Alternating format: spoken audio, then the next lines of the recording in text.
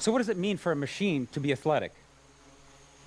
We will demonstrate the concept of machine athleticism and our research to achieve it with the help of these flying machines called quadricópters, or quads for short. Quads have been around for a long time. The reason that they're so popular these days is because they're mechanically simple. By controlling the speeds of these four propellers, these machines can roll, pitch, yaw, and accelerate along their common orientation. On board are also a battery, a computer, various sensors, and wireless radios. Quads are extremely agile, but this agility comes at a cost. They are inherently unstable, and they need some form of automatic feedback control in order to be able to fly.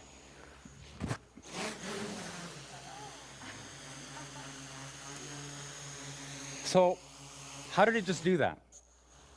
Cameras on the ceiling and a laptop serve as an indoor global positioning system.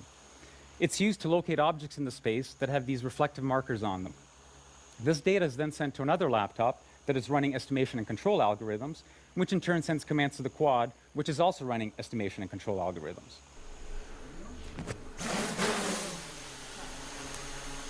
The bulk of our research is algorithms. It's the magic that brings these machines to life. So how does one design the algorithms that create a machine athlete? We use something broadly called model-based design. We first capture the physics with a mathematical model of how the machines behave. We then use a branch of mathematics called control theory to analyze these models and also to synthesize algorithms for controlling them. For example, that's how we can make the quad hover. We first capture the dynamics with a set of differential equations.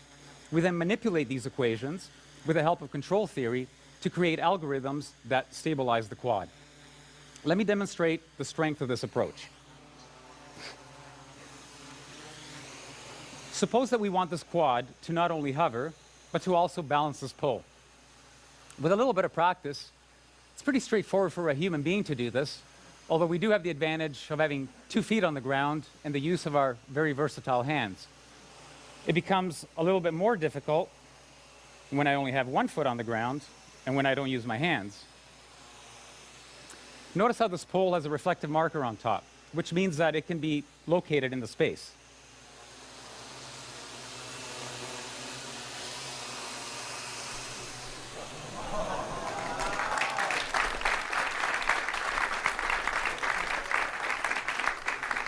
You can notice that this quad is making fine adjustments to keep the pole balanced. How do we design the algorithms to do this? We added the mathematical model of the pole to that of the quad. Once we have a model of the combined quad-pole system, we can use control theory to create algorithms for controlling it. Here you see that it's stable, and even if I give it little nudges, it goes back to the nice balanced position. We can also augment the model to include where we want the quad to be in space. Using this pointer, made out of reflective markers, I can point to where I want the quad to be in space, a fixed distance away from me.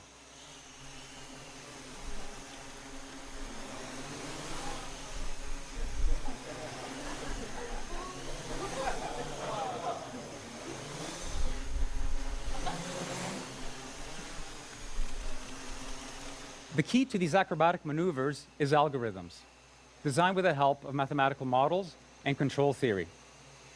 Let's tell the quad to come back here and let the pole drop, and I will next demonstrate the importance of understanding physical models and the workings of the physical world.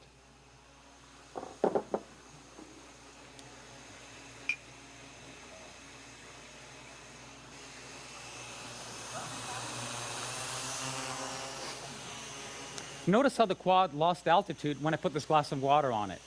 Unlike the balancing pole, I did not include the mathematical model of the glass in the system. In fact, the system doesn't even know that the glass of water is there.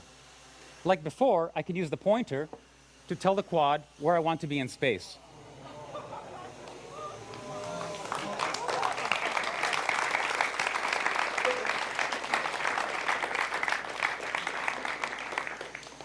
Okay, you should be asking yourself, why doesn't the water fall out of the glass? 2 facts. The first is that gravity acts on all objects in the same way.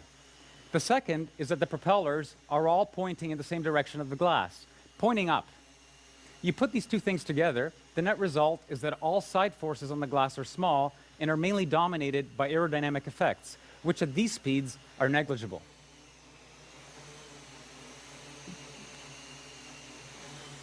And that's why you don't need to model the glass. It naturally doesn't spill, no matter what the quad does.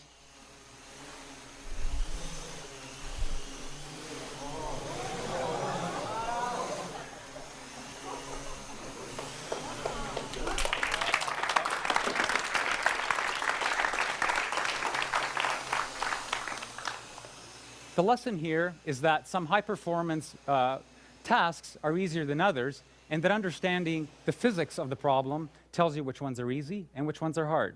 In this instance, carrying a glass of water is easy, balancing a pole is hard. We've all heard stories of athletes performing feats while physically injured. Can a machine also perform with extreme physical damage? Conventional wisdom says that you need at least 4 fixed motor propeller pairs in order to fly, because there are 4 degrees of freedom to control: roll, pitch, yaw, and acceleration. Hexacopters and octocopters with 6 and 8 propellers can provide redundancy, but quadricopters are much more popular because they have the minimum number of fixed motor propeller pairs, 4. Or do they?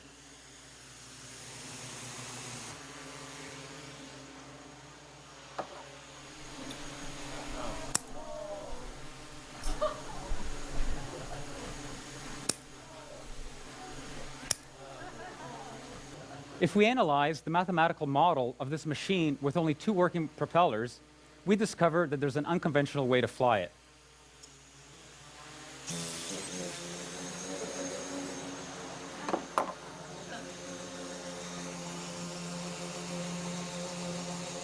We relinquish control of yaw, but roll, pitch, and acceleration can still be controlled with algorithms that exploit this new configuration.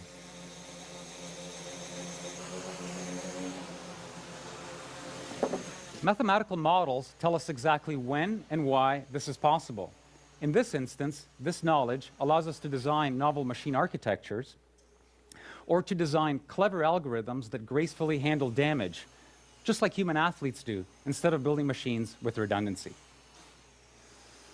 We can't help but hold our breath when we watch a diver somersaulting into the water, or when a vaulter is twisting in the air, the ground fast approaching. Will the diver be able to pull off a rip entry? Will the vaulter stick the landing? Suppose we want this quad here to perform a triple flip and finish off at the exact same spot that it started. This maneuver is going to happen so quickly that we can't use position feedback to correct the motion during execution. There simply isn't enough time. Instead, what the quad can do is perform the maneuver blindly, observe how it finishes the maneuver, and then use that information to modify its behavior so that the next flip is better. Similar to the diver and the vaulter, it is only through repeated practice that the maneuver can be learned and executed to the highest standard.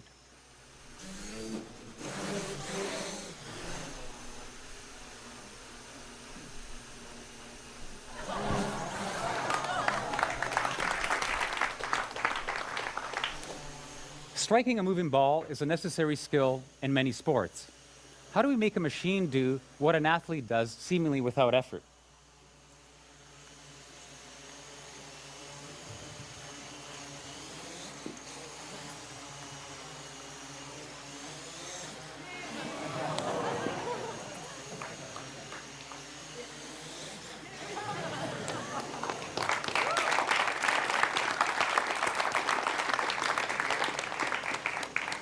This quad has a racket strapped onto its head with a sweet spot roughly the size of an apple, so not too large.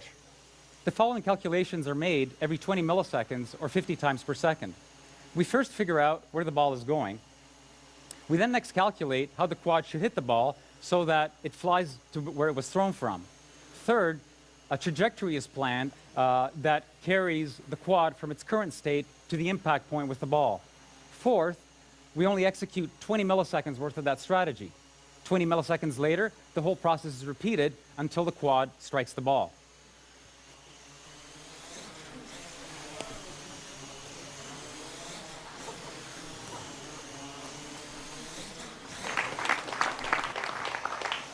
Machines can not only perform dynamic maneuvers on their own, they can do it collectively.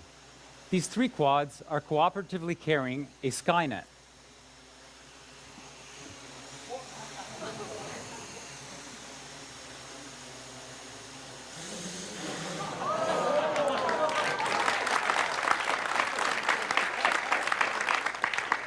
They perform an extremely dynamic and collective maneuver to launch the ball back to me.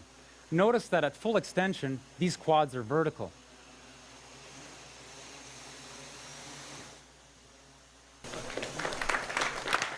In fact, when fully extended, this is roughly 5 times greater than what a bungee jumper feels at the end of their launch.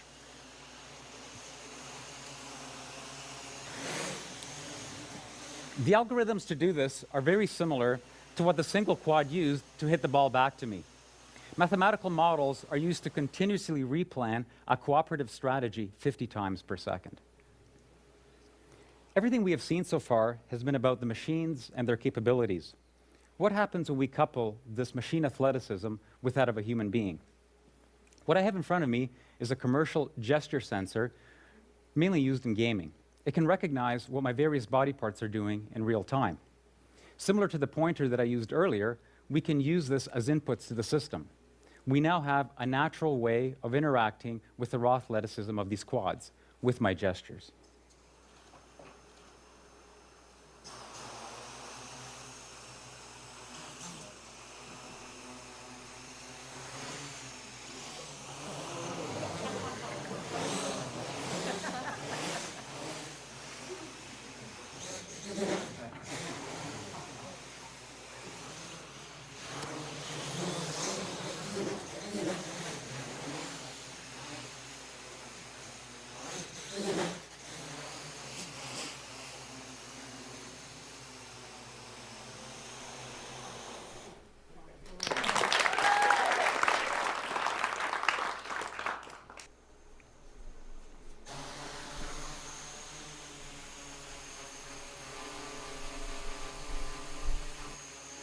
Interaction doesn't have to be virtual, it can be physical.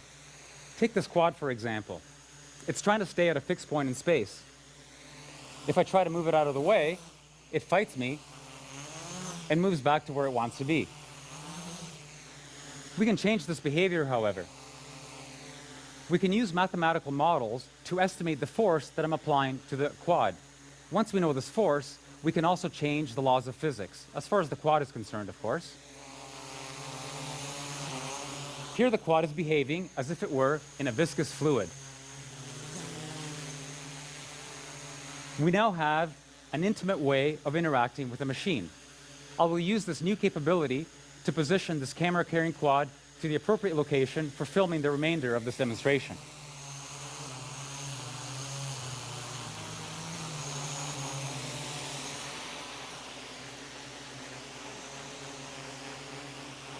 So we can physically interact with these quads, and we can change the laws of physics. Let's have a little bit of fun with this. For what you will see next, these quads will initially behave as if they were on Pluto. As time goes on, gravity will be increased until we're all back on planet Earth. But I assure you we won't get there. Okay, here goes.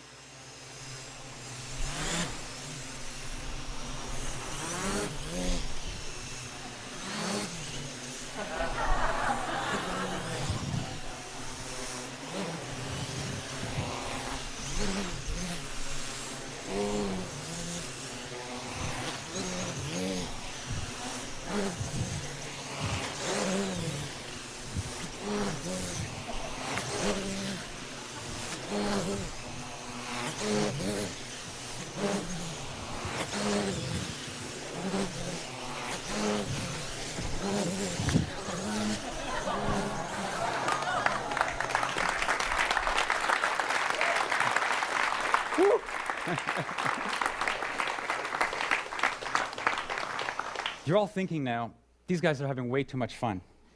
And you're probably also asking yourself, why exactly are they building machine athletes? Some conjecture that the role of play in the animal kingdom is to hone skills and develop capabilities. Others think that it has more of a social role, that it's used to bind the group. Similarly, we use the analogy of sports and athleticism to create new algorithms for machines, to push them to their limits. What impact will this breed of machine have on our way of life? Like all our past creations and innovations, they may be used to improve the human condition, or they may be misused and abused. This is not a technical choice we are faced with, it's a social one. Let's make the right choice, the choice that brings out the best in the future of machines, just like athleticism and sports can bring out the best in us. Let me introduce you to the wizards behind the green curtain. They're the current members of the Fly Machina research team.